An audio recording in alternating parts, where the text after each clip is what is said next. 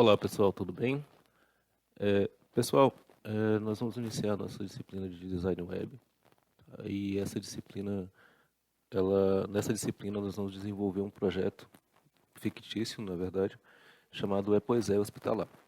E esse projeto ele vai nos acompanhar dentro da disciplina de algoritmos, dentro do módulo de banco de dados e também nós iremos finalizar ele dentro do módulo de projeto, tá? Então a ideia que eu pensei em passar para vocês é a seguinte: antes da gente começar a desenvolver, é interessante que a gente já aprenda criando algo que a gente pode considerar como sendo algo real, tá? Na verdade, nós vamos criar um projeto fictício, mas utilizando conceitos, né, de produtividade, de usabilidade, que é o interessante de a gente trabalhar dentro do web design, tá? Ou design web. É, então, eu pensei em passar para vocês o seguinte: pensando no projeto, por que a gente precisa fazer isso? Tá? Eu vou passar alguns conceitos e vocês vão entender por que é interessante antes da gente começar qualquer página, né, em vez de você pegar e ir na tentativa e erro, você já criar um protótipo, um wireframe, tá? Justamente para que você tenha um norte, alguma coisa para que você comece a criar o site. Tá? Então, a ideia é justamente essa. Eu vou passar para vocês os procedimentos, né? Como que a gente chega em um determinado projeto para que a gente possa construir. Tá? Então, eu pensei em passar para vocês alguns conceitos. E o primeiro é pensando o projeto. Tá? Então, por que é interessante? Por que modelar? Por que é interessante você planejar antes de criar? O projeto, ele é quando a gente fala em design, quando a gente fala em criação, né, a gente já pensa em fazer o seguinte: olha, eu vou criar um site, né, e eu vou fazer o quê? Geralmente as pessoas, elas, quando vão fazer alguma coisa, ela faz um rabisco, né, e utilizam, você pode utilizar é, papel e caneta, você pode utilizar um aplicativo para criar o seu modelo, mas é interessante que você comece a partir de um projeto, a partir de uma ideia, de uma planta, tá? E eu vou explicar para vocês como que a gente chegou nisso, tá? Então, pensando em desenvolvimento. Então, o que é um software? Um software é um conjunto formado por instruções, que seriam códigos, estrutura de dados e documentação. Tá? Para chegar em tudo isso aqui, a gente precisa primeiro passar por algumas etapas e entender o que são essas etapas. Por exemplo, o que são estruturas de dados? Né? Estruturas de dados são parte do software responsável pelo armazenamento e manipulação dos dados. Então, vai chegar um momento no nosso curso que nós vamos trabalhar estrutura de dados, né? E essas estruturas de dados, elas nada mais são do que variáveis ou ambientes onde a gente consegue armazenar os dados e manipulá-los. Tá? Tipo, fazendo buscas, fazendo inserção, fazendo edição ou até mesmo exclusão de determinados dados. Então, é onde nós conseguimos manipular os dados que foram capturados por nosso software. A documentação, tá? Apesar dela estar em último nessa listagem aqui, ela é uma das partes mais importantes, tá? Que a documentação são os artefatos produzidos no momento do desenvolvimento do software, que irão conter uma descrição das funcionalidades precisas de um software. Tá? Então, nada mais é do que é, você ir criando um documento a partir do software que você for fazendo. Pensando no desenvolvimento, tá? Quais são os problemas que podem acontecer durante o desenvolvimento? Se você não criar um projeto e ficar tentando fazer isso na tentativa e erro, né, eu vou pegar, por exemplo, eu vou criar um front-end, uma página que tem interação com o usuário, mas eu vou tentando fazer aqui, vou ajustando, vou mostrando para ele, vou vendo como é que faz, né? E isso vai chegar no momento que você já perdeu muito tempo, tá? E no mundo do desenvolvimento, no mundo da produção, isso gera muito custo, né? Gera muito custo, custo é dinheiro, tempo é dinheiro, tá? Então, os problemas que podem acontecer quando você não utiliza um projeto é justamente esse, o custo e prazo, tá? Outro problema que pode acontecer é a identificação de requisitos ineficientes. Então, por exemplo, se toda vez que eu criar um ambiente eu for lá mostrar para o cliente, pode acontecer dele sempre achar que eu preciso alterar alguma coisa. Então, isso não é legal, né? Então, eu não tenho uma identificação de requisitos, e quando eu falo requisitos, requisitos eu quero dizer que é tudo aquilo que o meu sistema, o software, precisa para funcionar. Tá? É difícil interação entre analista e cliente. Então, às vezes, não existe uma comunicação, né, e isso pode gerar um problema dentro do desenvolvimento de software. Aí o software hoje ele é uma coisa para atender um determinado público. Então, se não tiver essa interação, essa conversa, o analista não falar a mesma língua com o cliente, né, eu posso ter um problema no momento do desenvolvimento do software. Tá? Então, geralmente, o analista ele quer ter uma conversa técnica, né, enquanto o cliente ele só pensa na tela bonitinha lá para ele poder fazer o acesso e para os clientes dele fazer o acesso dentro dessa tela. Então, eles têm que ter essa comunicação entre o cliente e o analista. E por que eu estou falando isso? Né? Porque como a gente está fazendo o curso de desenvolvimento, né, o curso de programador web, a gente precisa ter essa ideia de projeto. Tá? Parece um pouco chato, parece um pouco detalhista demais, mas não é. Eu preciso ter uma ideia de projeto antes para que eu consiga, para daí então eu passe a codificar, né? Eu passo a codar essas minhas telas, esse meu sistema, tá? É, ainda pensando o desenvolvimento de software, surgiu a engenharia de software. Tá? Nós não vamos entrar muito em conceitos, mas é só para a gente ter uma ideia de como que a engenharia de software ela surgiu para a resolução de alguns problemas relacionados a isso aqui, relacionado a custo e prazo, identificação de requisitos ineficientes e difícil interação entre analista e clientes. Então, a engenharia de software ela acabou inserindo alguns conceitos. Tá? Então, nos anos 70, aconteceu o que a gente chamou de crise do software. Tá? O que seria essa crise do software? O software, assim que surgiram os primeiros computadores, né, o software ele era como se fosse algo artesanal. Né? Cada software era uma coisa diferente. Quem era a pessoa que criou ele, né, quando ela fosse criar outra, já seria um software diferente.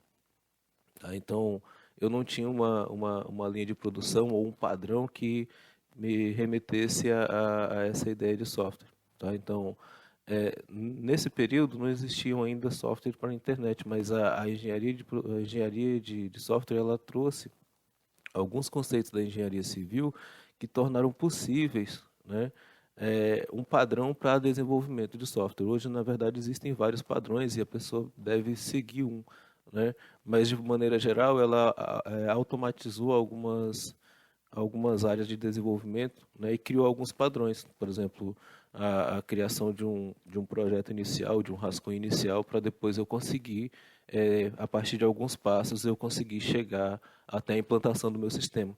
Então, a crise do software ela aconteceu por quê?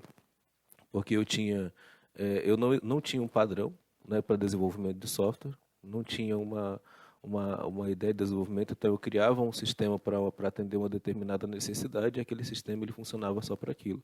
Se precisasse fazer a manutenção, quem tinha que fazer a manutenção era quem criou o sistema. Por quê? Porque não tinha uma documentação para aquilo.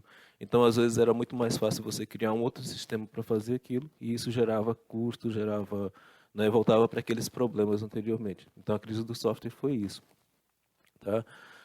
A engenharia de software ela surgiu, né, e ela usava técnicas referenciadas na engenharia civil. Tá? E o que seria isso? Hoje, para que você crie um software, para que você crie um aplicativo, é interessante que você utilize alguns conceitos. Por exemplo, você vai criar um modelo, né? Você vai criar como se fosse uma planta, né, uma planta baixa de mal comparando, seria uma planta baixa de um determinado sistema. Eu tenho que esquematizar todo aquele sistema, entender como é que funciona a parte de front-end, entender como funciona a parte de back-end, como que o meu sistema interage com o banco de dados. Então, eu tenho que criar todo um esquema, né? E isso possibilitou com que eu possa ter várias pessoas trabalhando ao mesmo tempo em cima de um mesmo sistema, assim como funciona na construção de um prédio. Né? Você tem uma pessoa que gerencia, ele vai ter uma planta baixa, onde ele vai dizer, olha, aqui precisa ter tantos metros, aqui precisa ter uma janela, aqui precisa ter um teto, enfim. Ele vai gerenciando e as pessoas elas vão fazendo, né? Elas vão, vai lá o pedreiro coloca a janela em determinado local, enfim. Então, basicamente o software hoje, tanto desktop quanto web quanto mobile, eles utilizam técnicas que foram inseridas através da engenharia civil. Então a gente trabalha mais ou menos seguindo modelos, ferramentas, né, e processos. Introduziu conceitos importantíssimos no desenvolvimento de software, desde a concepção até a implantação e manutenção. Tá? Então, quando a engenharia de software surgiu, ela introduziu alguns conceitos. Por exemplo, eu preciso ter, né, um ambiente de desenvolvimento, eu preciso desenvolver um determinado sistema, né? Eu preciso fazer a implantação desse meu sistema junto ao cliente e depois eu preciso ter condições de gerar manutenção em cima desse meu sistema. Então, por isso que é importante eu ter a documentação para que qualquer pessoa, né, que consiga decodificar aquele documento que eu criei, ele consegue fazer a manutenção em cima do sistema. Então, hoje não graças à engenharia civil, hoje não é impossível você ter um sistema onde outras pessoas consigam fazer a manutenção além daquela equipe que conseguiu, que concebeu, que criou, que implantou aquele determinado sistema. Ainda pensando no pensamento computacional, a engenharia de software ela introduziu o método, né, que seria como fazer, as ferramentas, que seria a automatização, né, dos métodos, né, com o uso de ferramentas para o desenvolvimento, e os processos. Então, existem hoje vários processos que seriam a união dos métodos, né, e das ferramentas, ou seja, uma sequência que esses devem ser aplicados. Tá? Então, a engenharia de software ela introduziu isso. Então, eu tenho um método de desenvolvimento, eu tenho ferramentas que automatizam esse desenvolvimento e eu tenho processos que são passos que eu preciso seguir utilizando os métodos e ferramentas para eu construir o meu sistema. Tá? E isso ele gera um padrão de desenvolvimento que torna o desenvolvimento de qualquer aplicativo, tanto grande quanto pequeno, como se fosse uma linha de produção. Tá? E o que que seria essa linha de produção? A linha de produção, se você for imaginar se você for imaginar a linha de produção de um carro, em cada etapa que aquele carro passa, ele vai recebendo uma determinada peça, um determinado um motor, enfim, ele vai em cada seção que o carro ele vai passando numa linha de produção, ele vai recebendo uma parte até que ele chegue no final, né? E nesse final ele já vai estar pronto. Então, a ideia do método, né, seria gerar uma linha de produção. Né? O software, basicamente, ele passa por isso também. Ele passa por uma linha de produção e quando ele chega no final, que seria a implantação, ele já vai estar um software pronto. Então, a ideia de se trabalhar dessa forma é porque eu não preciso só de uma pessoa para desenvolvimento. E, basicamente, hoje, dificilmente você vai ter em um software grande uma pessoa só que desenvolva. É interessante, nessa ideia, é interessante que você divida as etapas. Né? Então, eu tenho uma etapa que seria a etapa de responsabilidade de analista de requisitos, que é aquela pessoa que vai junto ao cliente, né? E essas etapas elas podem ser acumuladas também, tá? Desde que eu tenha definições, né, de cada uma dessas etapas, né? Desde que eu tenha a ideia de que eu preciso cumprir cada uma dessas etapas até que eu chegue no final. Então, eu tenho um analista de requisitos, que é aquela pessoa que vai junto ao cliente, né?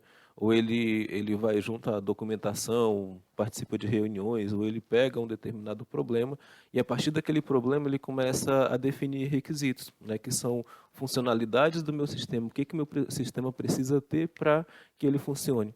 Tá? Aí depois ele vai fazer uma análise de requisitos, que seria, além dele recolher os requisitos que ele precisa, ele vai fazer uma análise desses requisitos, vai separar eles em requisitos funcionais e requisitos não funcionais, e daí então esses requisitos funcionais e não funcionais são passados para os nossos programadores, né?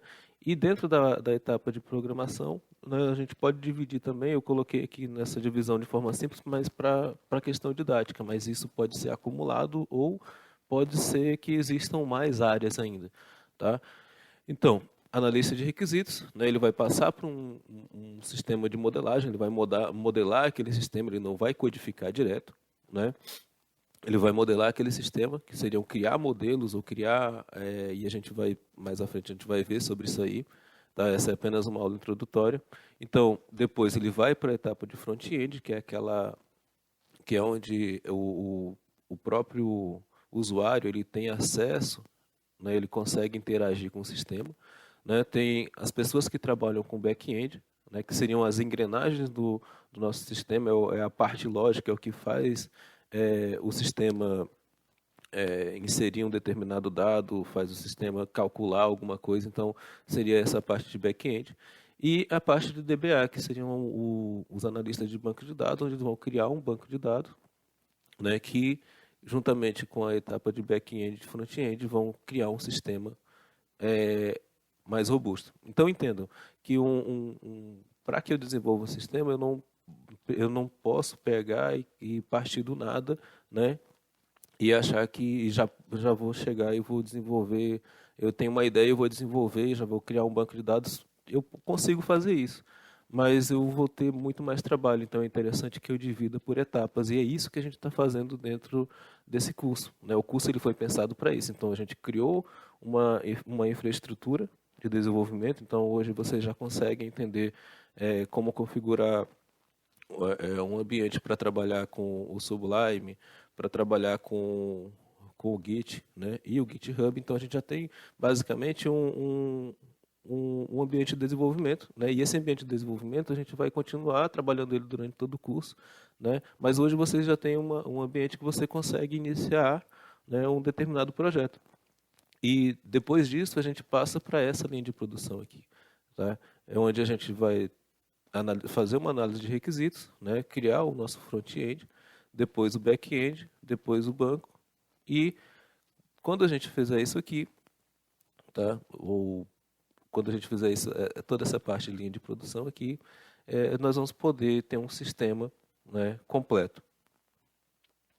Então, dentro dessa ideia, a engenharia de produção ela trouxe ainda o que a gente chama de visão genérica de processo de software. Então eu falei para vocês que eu tenho os métodos, tenho ferramentas e eu tenho a visão genérica, que seria o quê?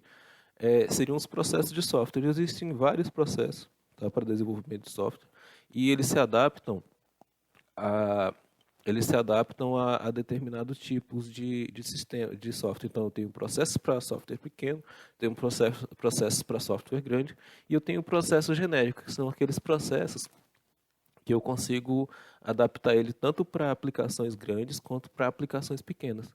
E esse processo é o que nós vamos utilizar para o desenvolvimento do nosso curso, tá? Que é um processo genérico. Tá? E esse processo genérico ele envolve o quê? Ele envolve comunicação, tá? Comunicação, planejamento, modelagem, construção e implantação. Tá? Então, durante todo o nosso curso, ele foi pensado dessa forma. Tá? Ele foi pensado em comunicação, planejamento, modelagem, construção e implantação. Tá? Então, esse modelo aqui, ele basicamente ele atende a todos os tipos de software. Basicamente, ele é genérico, tá? Então, com algumas adaptações eu consigo atender um software grande, como também eu consigo atender a construção do software pequeno. Então, a etapa de comunicação, tá? Ela nada mais é do que aquela etapa onde o analista de requisitos ou a pessoa ela vai fazer o contato com um determinado cliente e a partir de então ele vai fazer o levantamento de requisitos, né? Ele vai verificar o que o sistema precisa. Na etapa de planejamento, serão definidos prazos, custos e as entregas. Então, o que eu vou entregar em determinado momento? Olha, eu vou dizer, em determinado momento eu vou entregar um, né, a lista de requisitos para validação, depois eu vou entregar um protótipo, um modelo daquele determinado sistema. A partir de então, né, eu vou partir para a modelagem. Né? O que seria a modelagem? A modelagem é criar modelos. Tá? Então, por que é importante que eu modele um determinado sistema? Tá? É importante porque, a partir daquele modelo, ele já é considerado como sendo a primeira avaliação ou é a primeira validação do meu sistema junto ao cliente. Então, eu crio um modelo, apresento para o meu cliente, ele vai dizer se aquilo está correto ou não e vai já dizer, olha, eu quero que mude isso, quero que eu mude aquilo. E, a partir daquele modelo, eu já consigo partir para a construção do sistema, que é justamente a ideia de codificar. Então, a gente vai codificar os nossos códigos, vai codificar a nossa página baseado no modelo, tá? E a implantação é justamente a última etapa, né? Digamos que não é a penúltima etapa, que é quando a partir do momento que você fez a construção, realizou os testes, né? Que dentro do espaço de construção você faz os testes do sistema, verifica se está funcionando, e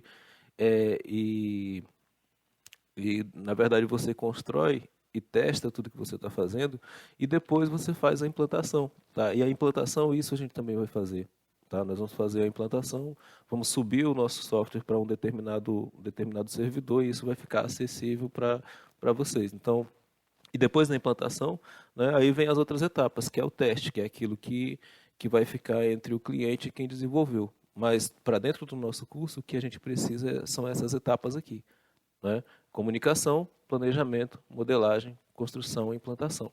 Tá? E isso é interessante para dentro desse módulo Design Web, até para que a gente entenda como é que funciona o sistema. Eu pensei assim, olha, eu vou começar com os alunos já criando uma página HTML, depois a gente vai trabalhar o bootstrapping, mas, né, por que eu iria começar assim? Eu iria estar podando vocês em alguma área. Então, é interessante a gente entender como que a gente começa, tá? Então, começa pela comunicação, planejamento, modelagem, construção, implantação, tá? Porque dentro dessa ideia aí, tá? Existem os modelos que eu posso utilizar, tá? Então, eu posso utilizar o modelo de prototipação, né, que é um modelo a qual pretende-se utilizar protótipos para auxiliar a definição dos requisitos. Então, a ideia do protótipo é quando eu já tenho uma determinada parte de um sistema criado, né? E esse sistema eu consigo ter algumas funcionalidades nele. Por exemplo, eu já tenho uma tela que dá o link ele dá acesso a uma determinada página, ou então eu já consigo ter uma tela de login. Então, o protótipo ele já é como se fosse um sistema com algumas funcionalidades prontas que com alguns requisitos que o cliente coloca, eu consigo deixar ele funcionando 100% para atender uma determinada necessidade. A prototipação é uma das fases mais utilizadas hoje por ela ser considerada um processo, um modelo rápido, né? Então eu tenho um determinado e também eu apresentando um protótipo, eu já consigo ter a atenção do cliente porque o cliente ele já vai ter uma ideia melhor de como que o sistema dele vai funcionar. Tá? Então, trabalhar a prototipação é um modelo, tá? Não é o único, mas é um dos modelos mais utilizados hoje. Eu apresento um protótipo e o cliente, ele vai trazer as ideias para que eu consiga inserir os requisitos daquele cliente naquele meu protótipo e gerar um sistema para ele. A prototipação ela trabalha da seguinte forma: a coleta e refinamento de dados, né, ela tem um modelo próprio, tá?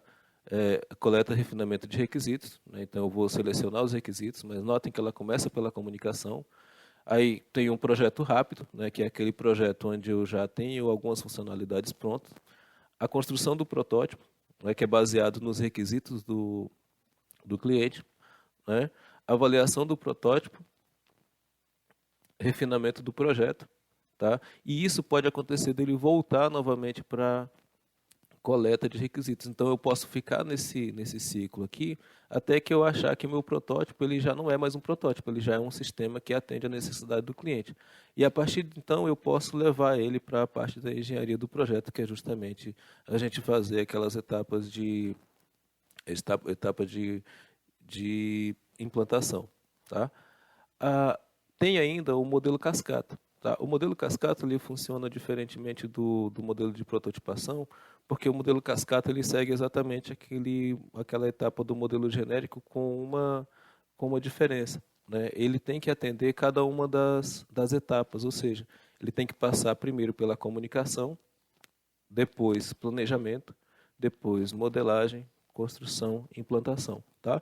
Mas aí você vai dizer assim, olha, mas isso é exatamente o que você falou lá no início, tá? Mas na verdade o modelo cascata, ele tem esse modelo porque vocês notem que ele segue apenas uma direção, tá? E isso quer dizer o quê? Que eu só vou mudar de comunicação para planejamento quando essa etapa aqui estiver pronta, a etapa de comunicação já estiver pronta. Então, o modelo cascata ele tem esse nome porque ele não permite, né, nesse modelo, que eu retorne de planejamento para comunicação. Então, quer dizer assim, terminei comunicação, quer dizer que essa parte aqui ela foi validada, eu não volto mais, eu já vou para planejamento. Tá? E isso aqui ele dá uma interação junto ao cliente. Então, eu faço toda essa etapa aqui, finalizei comunicação, eu vou para planejamento. Finalizei planejamento, eu vou para modelagem. Finalizei modelagem, vou para construção. Finalizei construção, vou para implantação e pronto. Tá? E isso aqui, o meu sistema está pronto. Né? Já vou implantar para o cliente e eu não volto mais etapas aqui. Se eu precisar voltar etapas aqui, eu vou ter que criar, seria um novo projeto, né? Seria um novo custo para o cliente. Então, esse modelo é interessante, tá? Por quê? Porque ele é ágil, ele é rápido para que você crie. Tá? Porque a partir do momento que você elimina cada uma das etapas, né, você não precisa mais voltar, você já considera aquela etapa como sendo validada. Um outro modelo que é muito utilizado também é o modelo iterativo. Tá? Então, o modelo iterativo ele é basicamente o modelo cascata, porém ele trabalha com incrementos. Tá? E eu posso, em cima desses incrementos, eu posso voltar em cada um deles em qualquer momento. Então, eu estou aqui no incremento 1, eu estou em comunicação, tá? No incremento 2 eu posso estar em planejamento, no incremento 3 eu posso estar em modelagem. Tá? Mas em qualquer momento o cliente pode dizer, olha, eu preciso alterar alguma coisa. Então eu volto para a etapa de comunicação, recrio os requisitos e vou fazendo essas alterações dentro de cada um dos incrementos. Tá? Seria basicamente o que a gente está utilizando quando a gente cria as branches lá no nosso Git, no GitHub. Tá? Eu vou trabalhando à medida que eu vou fazendo alterações, eu vou criando uma versão diferente para cada um deles. Tá? Então, em determinado momento, eu vou ter um sistema com várias versões e eu vou, no final, definir qual dessas versões eu quero utilizar. Tá? Mas o que isso tem a ver com os nossos sistemas? Tá? O que isso tem a ver com a disciplina de design web? Tem a ver pelo seguinte, se nós fôssemos pegar uma página dos anos 90, nós veríamos o desenvolvimento dela que era baseado em tabelas. Tá? Não sei se vocês já prestaram atenção ou tiveram já ouviram algum autor falando sobre isso, mas geralmente os sistemas anteriores eles eram baseados em tabelas. Então, até para a ideia de desenvolvimento de software não existia de sistemas para web, né, que passou a ser padrão nos últimos tempos. Né? Antes eu tinha o sistema desktop, né, que é aquele sistema que ele funciona localmente, né, tem um servidor local, enfim. Hoje nós temos a possibilidade de trabalhar com sistemas, né? Não só antigamente que a gente tinha apenas páginas, hoje a gente tem sistemas web. Né? O que seriam esses sistemas web? Sistemas web são sistemas, né? Não são apenas páginas ou apenas sites, eles são sistemas que têm funcionalidades e essas funcionalidades elas são como se fosse um sistema desktop funcionando dentro de um navegador. Tá? Então, anteriormente, os sistemas eles eram desenvolvidos utilizando tabelas, né? As páginas web elas eram utilizadas como tabelas. Tá? E isso hoje, já com o W3C, que é o consórcio que busca padrões para a web hoje, tá? Funciona da seguinte forma: hoje não é mais permitido ou não é recomendado o uso de tabelas, até porque os navegadores eles não estão mais adaptados a esse modelo, tá? Então hoje não se utiliza mais tabelas para que a gente crie sites, tá? Enfim, por várias coisas, por questão de semântica, por questão de design, por questões de carregamento de página, enfim, várias outras questões. E as tabelas hoje elas podem até ser utilizadas num site, tá? Mas não para construção. E vocês notem ainda que eu criei aqui do lado mais ou menos uma ideia de como que funcionaria, mais ou menos a ideia do estilo disso aqui. Então aqui eu tenho uma barra em cima, né, que geralmente a gente chama de barra de navegação. Na lateral aqui eu tenho aqui uma barra de menus, né? Vocês notem que é exatamente uma parte de tabelas, e aqui do lado eu tenho lá o conteúdo, e esse conteúdo todos eles estão dentro de linhas. Tá? Então, basicamente, nos anos 90, os sites e páginas eles trabalhavam dessa forma. Tá? Nos anos atuais, a partir de 2020, o que a gente tem são situações diferentes. Vocês notem que, apesar dele parecer ter uma tabela aqui, ele não utiliza mais tabelas, a gente já utiliza o que a gente chama de seções, tá? Que seria basicamente isso aqui. Então, eu tenho lá uma barra de menu, né? Então, eu tenho aqui um wireframe, né, de um projeto, né, de um projeto qualquer, mas vocês notem que ele segue um determinado padrão. Eu tenho aqui uma barra de navegação, né? Aqui eu tenho os headers, né, que seriam basicamente os títulos lá, tem uma barra de busca. Vocês notem que ele segue um determinado padrão aqui. Tá? Tem uma área para chamar a atenção do usuário, né? Então, o usuário, antes dele ver a página toda, basicamente ele enxerga isso aqui. Tá? Provavelmente é algo patrocinado. Né? E, por fim, ele vai trazendo uma outra seção. Então, eu tenho aqui uma barra de navegação, aqui eu tenho uma seção basicamente de títulos, né? Menus, uma área para chamar a atenção do usuário, e aqui o que realmente interessa no site, que seriam as notícias. Tá? Mas vocês notem que ele traz primeiro uma forma de prender o usuário para depois ele conseguir realmente mostrar o que ele quer. Então, a ideia justamente é o quê? Dos sites, das páginas, dos sistemas atuais. É que eu consiga prender a atenção do usuário, né? Porque hoje existem milhões, bilhões de páginas para a pessoa acessar. Por que ele vai acessar a minha página? Tá?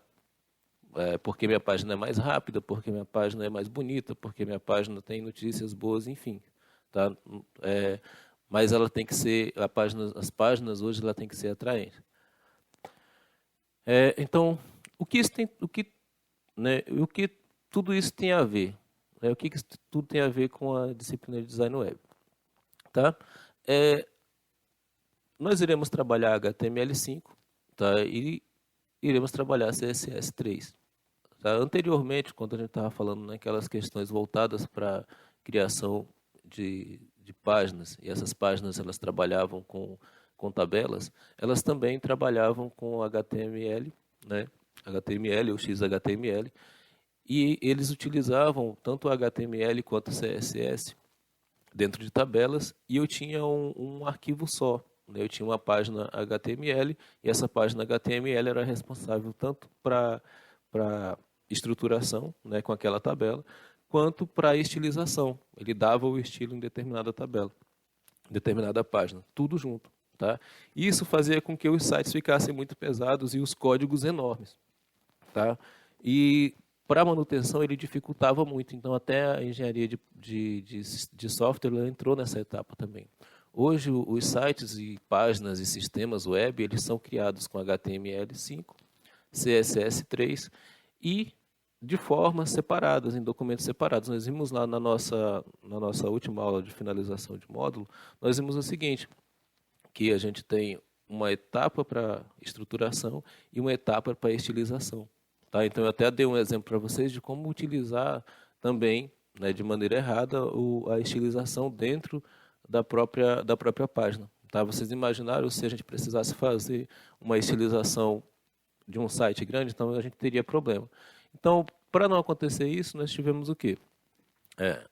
HTML5 para estrutura, né? Eu utilizo para estruturação e semântica do meu site, e o CSS3 para estilização. Tá? Então, eu tenho uma linguagem de marcação para estrutura, ele vai marcar a estrutura do meu site, e eu tenho uma linguagem para estilização. E, a partir disso, a gente tem vários frameworks que trabalham a estilização. Né? Eu posso, e nesse nosso módulo aqui, nós vamos utilizar um que é um dos mais conhecidos e mais utilizados amplamente, que é o Bootstrap. Tá? Nós vamos trabalhar com o Bootstrap 4. E vocês vão ver que, para quem trabalha com produção, essa ideia de trabalhar com Bootstrap, CSS, né, vocês vão ver que isso torna o processo mais ágil e tem uma curva de aprendizagem bem menor. Tá? Então, basicamente, hoje, o que nós vamos desenvolver, né, é o nosso projeto. Daí, para isso, a gente utiliza um wireframe. Isso, basicamente, tem pessoas que chamam isso de protótipo, só que nós vimos lá em protótipo, né, lá no slide anterior, nós vimos que um protótipo ele já é alguma coisa que tem algumas funcionalidades básicas. Né? O wireframe, ele, na verdade, ele tem uma ideia de estrutura, né? E essa ideia de estrutura que a gente vai trabalhar é como se ele fosse uma planta baixa que a gente deve seguir para a criação do nosso sistema. E esse wireframe, ele serve como sendo a nossa primeira validação com o cliente. Então, quando o cliente fala, digamos que nós estamos criando um site, né, para administração hospitalar de uma empresa chamada Poisé. A empresa Poisé e, né, ela tem uma administração de site de hospitais. Né? Então, esse nosso site aqui, ele na verdade ele vai ser um sistema web, né, onde nós iremos cadastrar. Ele vai ter uma etapa, essa aqui é a tela que o usuário vê, né, mas ela vai ter uma etapa onde nós iremos cadastrar um determinado hospital, fazer a avaliação, e ele vai aparecendo aqui, né, os que foram adicionados recentemente, alguns vídeos sobre a instituição, qual é o hospital melhor avaliado, a equipe médica, as especialidades que a pessoa pode escolher. Né, e aqui embaixo a gente tem uma barra de um rodapé, né, e esse rodapé ele vai finalizar. Então, a ideia do wireframe é o quê? É o primeiro contato que eu tenho com o usuário, seria como eu tivesse pulado as etapas de comunicação, eu tivesse passado pelas etapas de comunicação, planejamento, e agora eu estou chegando na etapa de modelagem, que é onde eu tenho um modelo do meu site, onde eu vou construir. Certo? Então, diferentemente daquela ideia anterior, que é trabalhar com tabelas, tá? Os sites e sistemas web atual, eles trabalham com o que a gente chama de seções. Tá? Então, eu tenho uma seção para navegação, eu tenho uma seção para chamar a atenção do usuário, para colocar o logotipo e fazer uma ideia de busca. Eu vou ter uma seção para exibir os que são recentemente adicionados, eu tenho uma seção para fazer uma propaganda relacionada à empresa, eu vou ter uma seção para mostrar os meus sistemas que são avaliados, eu vou ter uma seção aqui para mostrar a equipe, vou ter uma seção para mostrar especialidades e vou ter uma seção para mostrar a nossa barra de rodapé. Então, a ideia aqui, diferentemente de você trabalhar com tabela, é porque nós vamos trabalhar com seções, e cada uma dessas seções nós vamos verificar como estilizar e deixar ela dessa forma. Tá? Desde trabalhar o menu, né, até criar o nosso sistema todo. Então, a ideia que eu quero passar para vocês nessa primeira aula é justamente essa. É que antes de você inicializar qualquer aplicação, antes de você começar a inicializar código, é interessante que você tenha uma referência para que você possa criar um determinado aplicativo baseado nessa referência. E quando eu tenho uma referência, como um wireframe desse, eu consigo deixar ele o mais fiel possível. Claro que isso aqui é um projeto, é uma ideia, isso pode ser alterado também à medida do possível, mas ele vai ser alterado muito pouco. E a chance de erro é muito menor do que eu pegar e ficar fazendo tentativa e erro. Eu disse, não, eu vou puxar essa parte de foto para cá, eu vou colocar essa parte de vídeo para lá. Então, isso pode me levar muito tempo aqui, não. Eu tenho uma ideia, um projeto, eu vou desenvolver. Se eu não achar que ficou legal, mas eu vou alterar muito pouca coisa baseado nesse projeto. Tá? Então, basicamente seria essa a nossa ideia. Na próxima aula, nós vamos começar a desenvolver cada uma dessas etapas, iniciando pelo menu, né, de cima para baixo, iniciando pela barra de menu. Né? E outro conceito interessante que a etapa de desenvolvimento web traz, tá, de sistemas para web, é que primeiro, antes de tudo mesmo, o meu sistema ele tem que ser adaptado para smartphones. Isso a partir de 2007 se tornou uma necessidade, porque com a popularização dos smartphones, né, e celulares que têm acesso à internet e abrem páginas web, é interessante que eu tenha sites que sejam responsivos, ou seja, a mesma forma que eu abro ele dentro de um navegador no meu PC, no meu Mac, enfim, no meu computador, né, eu tenho a mesma possibilidade de abrir ele dentro de um smartphone. Tá? E ele tem que me mostrar as mesmas funcionalidades. Então, eu tenho que criar uma seção, né, onde eu consiga ter um site responsivo, onde ele consiga responder da mesma forma que ele responde dentro de um navegador e um computador. Tá? Então, primeiro de tudo, nós vamos criar o nosso menu, depois nós vamos trabalhar esse menu para que ele seja adaptado dentro de um sistema web. Então, a ideia de desenvolvimento hoje, o que traz primeiro você desenvolve para smartphone, depois, né, se ele ficar bem em smartphone, aí provavelmente ele vai ficar bem também exibido dentro de uma página web no navegador dentro do computador de vocês. Tá? Então, eu espero que vocês tenham entendido como é que funciona e a partir da próxima aula a gente vai começar a codificar, mas baseado em um projeto. Tá? Então, seria isso. Muito obrigado e até a próxima.